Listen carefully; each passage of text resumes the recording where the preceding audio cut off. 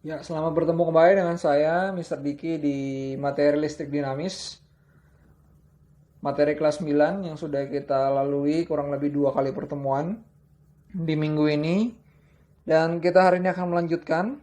Sedikit mengulang bahwa listrik dinamis adalah fenomena alam, di mana terdapat aliran atau perpindahan muatan elektron. Sehingga terdapat aliran atau pergerakan atau keadaan seperti seolah-olah bergerak. Ciri-ciri listrik dinamis bisa kita lihat bahwa listrik dinamis itu memiliki rangkaian listrik. Gambarnya seperti yang ada di sebelah kiri kalian. Kemudian listrik dinamis itu bekerja dalam rangkaian tertutup. Kalau saya contohkan, ketika rangkaian listrik ini membentuk satu garis lurus, switch yang saya lingkari ini membentuk satu garis lurus, disebutnya sebagai rangkaian tertutup. Sedangkan ketika switch yang berwarna hitam itu membuka, itu disebut sebagai rangkaian terbuka. Selain itu, ciri-ciri listrik dinamis yang selanjutnya adalah bersifat tetap karena sangat tergantung pada sumber arus listriknya. Dalam hal ini sumber arus listriknya adalah baterai. Kita bisa lihat kuat arusnya mengalir dari kutub positif baterai dan menuju kutub negatif pada baterai. Selanjutnya, pada pertemuan minggu lalu, pada pertemuan sebelumnya, mohon maaf, kita sudah membahas bahwa hubungan antara ketiga hal ini, baik itu tegangan listrik, kuat arus listrik, dan hambatan listrik adalah ketika ketegangan listrik kita mau cari, kita perlu mengalihkan kuat arus listrik dan hambatan listrik. Ya, kita perlu mengalihkan antara kuat arus listrik dan hambatan listrik untuk memperoleh tegangan listrik. Kemudian, kita juga membahas pada pertemuan sebelumnya bahwa kuat arus listrik adalah banyaknya muatan yang mengalir dalam 1 detik. Sehingga kita memperoleh persamaan bahwa I sama dengan Q per T. Dan tentang hukum Kirchhoff pun kita sudah menyelesaikannya di materi kita sebelumnya bahwa jumlah kuat arus listrik yang masuk ke titik O, dalam hal ini yaitu I1 dan I2 yang berwarna biru, harus sama dengan jumlah kuat arus listrik yang keluar dari titik O. Dalam hal ini yaitu I3, I4, dan I5. Sehingga persamaan dari kuat arus listriknya adalah sebagai berikut. Sebagai contoh, dari pertanyaan keempat pada pertemuan sebelumnya yang kalian kerjakan, ketika kita belajar bahwa ada I1 sebagai kuat arus yang masuk ke titik yang saya lingkari, akan membuat I1 sama dengan I2 ditambah I3 ditambah I4. Kalau saya misalkan I1-nya 10, I2-nya 5, I3-nya 3, dan I4-nya 2, akan menghasilkan hukum Kirchhoff bahwa jumlah kuat arus masuk sama dengan jumlah arus keluar. Demikian pula ketika kita melihat pada titik yang saya lingkari, I yang masuk ke titik yang saya lingkari, atau saya sebut titik B, yaitu I2, I3, dan I4. Sedangkan yang keluar adalah I5. Artinya, jumlah I1, I2, I3, dan I4 harus sejumlah dengan I5. Selanjutnya, kita akan masuk materi baru tentang hambatan listrik. Hambatan listrik adalah sesuatu yang tidak bisa kalian lihat mungkin, tetapi bisa kalian alami. Contohnya pada benda ini. Benda ini adalah bukan benda asing buat kalian. Benda ini sering kalian gunakan. Ini adalah kabel untuk pengisian daya baterai telepon genggam kalian. Dan pada benda ini kita bisa mengalami dan merasakan adanya hambatan listrik. Bagaimana caranya? Kita akan pelajari setelah ini. Konsep kuat arus listrik itu mirip dengan konsep air mengalir yang kita sudah pelajari di pertemuan sebelumnya, bahwa konsep air mengalir itu berasal dari tempat berpotensial tinggi atau tempat tinggi ke tempat yang rendah. Konsep kuat arus listrik juga demikian. Mengalir dari tempat berpotensi tinggi, artinya yang memiliki proton lebih banyak daripada elektron, ke tempat berpotensi rendah yang memiliki banyak elektron dibandingkan proton. Konsep hambatan listrik itu menggunakan perumpamaan bendungan dan pintu air. Kalian pasti tahu apa itu bendungan. Bendungan itu adalah tempat untuk menampung air hujan. Sedangkan air hujan tersebut bisa digunakan sebagai sarana irigasi untuk mengairi sawah-sawah. Caranya, pintu air yang saya lingkari, ada pintu air 1, pintu air 2, pintu air 3, dan pintu air 4, itu harus dibuka supaya airnya mengalir. Semakin banyak pintu air yang dibuka, atau keempat pintu air dibuka, akan menyebabkan aliran yang keluar semakin besar. Sedangkan, agar kita bisa membuat aliran air itu menjadi semakin kecil, bagaimana caranya? Cukup dengan membuka salah satu atau sebagian dari pintu air tersebut. Cukup membuka satu atau dua saja dari pintu air tersebut. Sehingga aliran air itu menjadi tertahan atau mengecil. Kemudian, kalau kita hubungkan konsep tentang bendungan dan pintu air ini dengan tegangan, kuat arus listrik dan hambatan, maka perumpamaannya akan seperti ini. Jika air dalam bendungan adalah tegangan listrik, lalu kuat arus air yang mengalir ketika pintu air dibuka itu adalah kuat arus listrik, sedangkan pintu air yang ditutup adalah hambatan listrik, supaya kuat arus air yang mengalir tidak terlalu besar, maka pintu air harus ditutup 3 atau bahkan seluruhnya. Sedangkan ketika kita ingin membuat air yang mengalir lebih besar, maka buka saja semua pintu airnya. Atau dengan kata lain, tidak ada penahan untuk air yang mengalir. Sama halnya juga dengan kuat arus listrik. Kuat arus listrik yang mengalir bisa sangat besar ketika hambatannya kecil. Sedangkan ketika kita ingin memperkecil kuat arus listrik, maka hambatannya harus kita perbesar. Contohnya, kita bisa lihat gambar di samping ini. Lihat, pintu air yang dibuka hanya 2. Sehingga kuat arus airnya tidak terlalu besar. Bayangkan kalau pintu air 3 dan 4 dibuka. Artinya kuat arus air yang mengalir semakin besar karena tidak ada pintu air yang ditutup.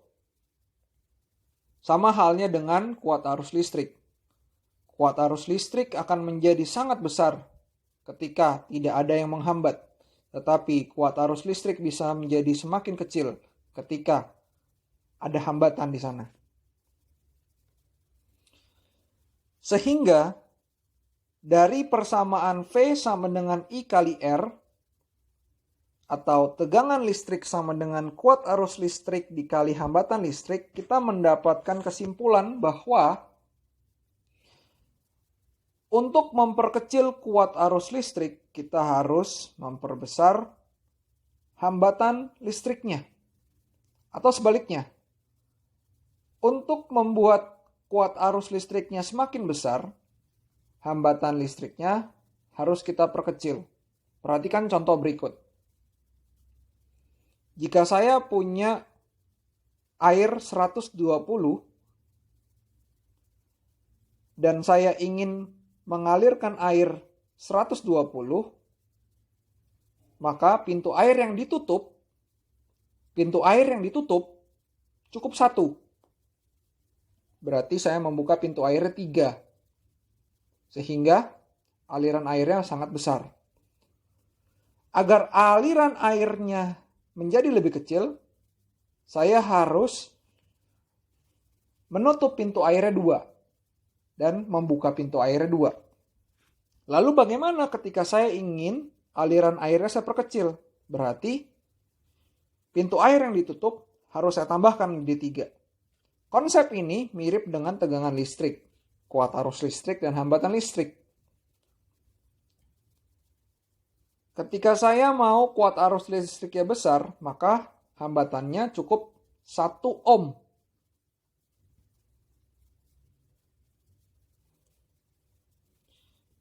Ketika saya mau memperkecil kuat arus listriknya menjadi 40, hambatan listriknya perlu saya perbesar dari 1 ke 3.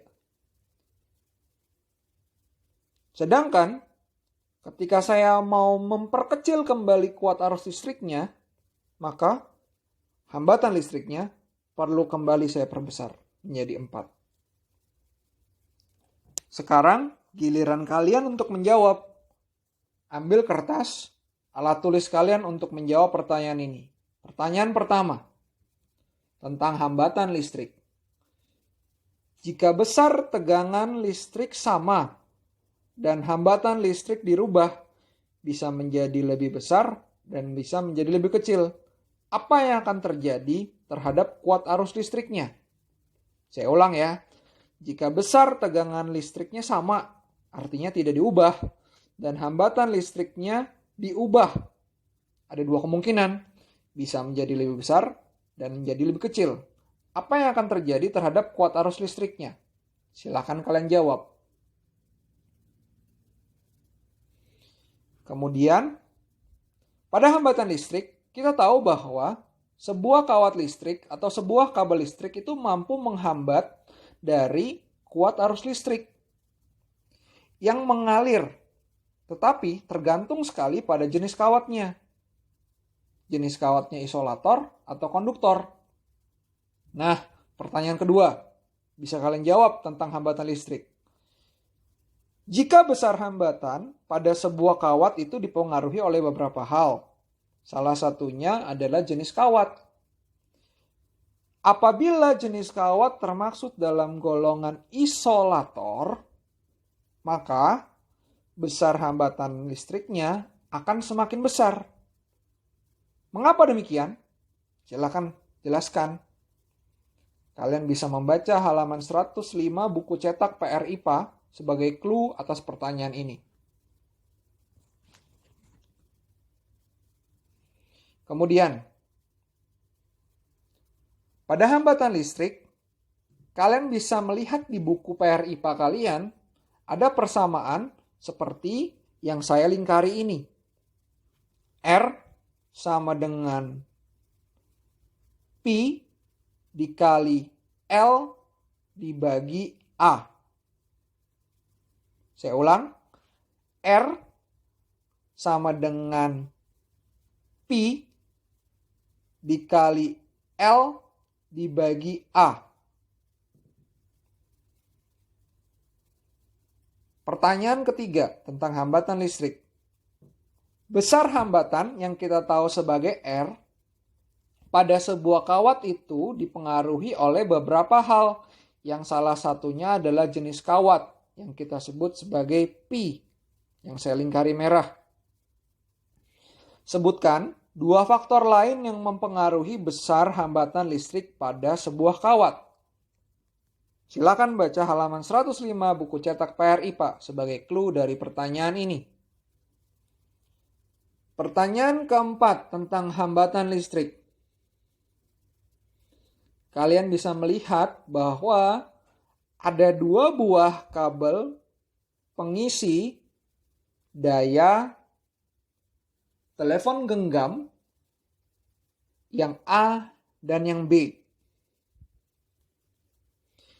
Jika ada 2 buah kabel pengisi daya baterai smartphone seperti gambar tadi, ukuran diameter dari kabel A dan B sama. Sedangkan kabel A itu lebih panjang daripada kabel B. Pertanyaan keempat tentang hambatan listrik. Kabel manakah yang mampu mengisi daya baterai smartphone dengan nilai hambatan yang lebih kecil? Jelaskan. Kemudian kita lanjutkan materinya. Pada rangkaian listrik terdapat kurang lebih 2 jenis rangkaian. Yang pertama adalah rangkaian seri dan yang kedua adalah rangkaian paralel. Gambarnya bisa kita lihat. Kemudian pada hari ini kita akan secara spesifik membahas tentang rangkaian seri. Rangkaian seri adalah rangkaian yang dia tidak bercabang. Artinya, rangkaian ini membentuk satu buah garis lurus. Seperti ini.